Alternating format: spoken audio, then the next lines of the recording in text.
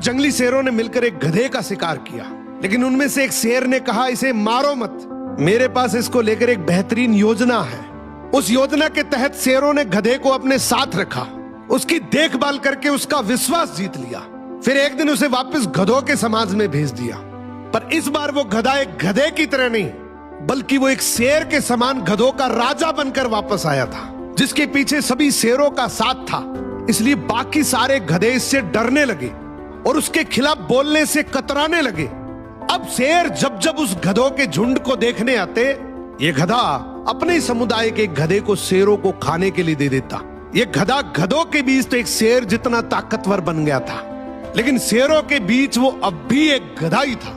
ये अपने जैसों पर तो राज करता था, लेकिन ये एक ऐसी ताकत से जुड़ा हुआ था जिससे वो बचकर भाग नहीं सकता था। इसने हजारों मासूम गधों की कुर्बानी दी, सिर्फ ये सोचकर कि इससे मैं और ज्यादा ताकतवर बन जाऊंगा। एक दिन ऐसा आया कि सभी गधों ने एकजुट होकर उसका विरोध किया और ये ठान लिया कि इस बार शेर जब भी शिकार करने के लिए आएंगे तो हम में से कोई नहीं जाएगा, चाहे उसका परिणाम कुछ भी हो। अगले दिन जब शेर आए तो ये गधा अकेला ही खड़ा था, इसके पास कोई दूसरा झुंड नहीं था।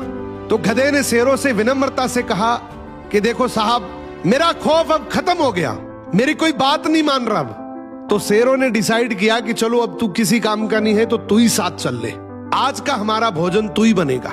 इस तरीके से आखिर में इस गधे का भी शिकार हो गया। हर समाज के अंदर एक ऐसा गधा जरूर होता है जो अपने लालच के लिए, अपनी ताकत बढ़ाने के लिए अपने ही समाज को दांव पर लगा देता है।